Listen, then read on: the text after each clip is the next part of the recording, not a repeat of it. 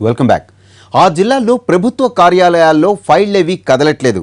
జనం ఏ పని కోసం వెళ్ళినా జరగట్లేదు. అదేమంటే కొన్నాళ్ల తర్వాత రండి అనే సమాధానాలు వినిపిస్తున్నాయి. అసలు అక్కడ ఉన్న సిబ్బందికి ఏం చేస్తున్నారా అని చూస్తే వాళ్ళంతా బదిలీ పైరవీల్లో బిజీ అయిపోయారట.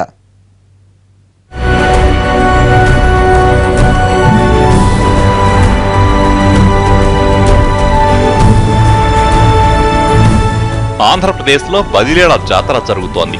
ప్రకాశం జిల్లాలో కింది స్థాయి ఉద్యోగుల నుంచి అధికారుల వరకు అందరికీ బదిలీల ఫీవర్ పట్టుకుందట. బదిలీ అయ్యేందుకు కొందరు, తమ సీటును బదిలీగా ఉంచుకునేందుకు ఇంకొందరు అధికార పార్టీ నాయకులను ప్రసన్నం చేసుకునే పనిలో పడ్డారట. ఏళ్లకేళ్లుగా ఒకే చోట తిష్టవేసిన ప్రభుత్వోద్యోగులు బదిలీల మాట వింటే హడలెత్తిపోతున్నారట. ఏం చేసైనా సరే తాము బదిలీ కాకుండా చూసేందుకు పైరువేలు చేస్తున్నారని తెలుస్తోంది. అధికార పార్టీ నాయకుల చుట్టూ తిరుగుతున్నారట.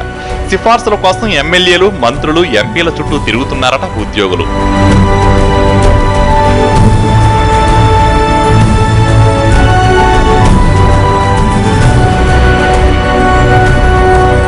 బదిలీలను అడ్డం పెట్టుకుని మంచి పోస్ట్ దక్కించుకునేందుకు ఉద్యోగులు కొందరు తెరవెనుక ప్రయత్నిస్తున్నారని తెలుస్తోంది. గెలిచినా ఓడినా అధికార పార్టీ నాయకుడు చెబితే చాలు పని జరుగుతుందని భావిస్తున్న ఉద్యోగులు సదరు నేతల ఇళ్ల చుట్టూ తిరుగుతున్నారట. జిల్లాలో ఆర్టీఓ, తహసీల్దార్ పోస్టులకు డిమాండ్ బాగా ఉందని సమాచారం. కందుకూరు, చీరాల, మార్కాపురం మున్సిపాలిటీల్లో కమిషనర్ పోస్టులకు ఎక్కువ డిమాండ్ ఉందని తెలుస్తోంది. వీటితో పాటు పోలీస్ శాఖలో డీఎస్పీ, సిఐ, ఎస్ఐ స్థాయి అధికారుల పోస్టుల కోసం పైరువీలు జరుగుతున్నాయట.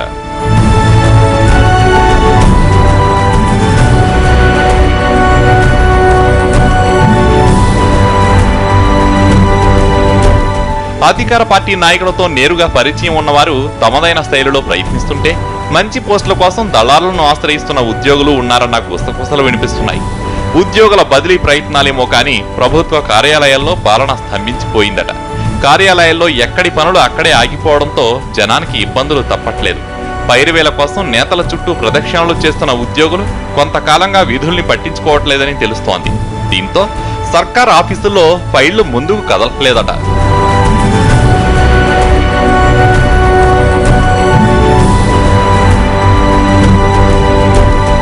బదిలీల ప్రక్రియ ముగిసి కొత్త ఉద్యోగులు వచ్చి విధుల్లో చేరే వరకు ఎంత లేదన్నా మరో 2-3 వారాలైనా పడుతుంది. అంటే అప్పటి వరకు పాలన ముందుకు కదలదని చర్చ జరుగుతోంది.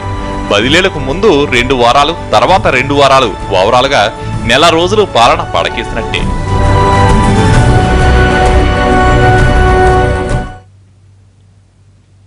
ఇది ఇవాల్టి ఆఫ్ ద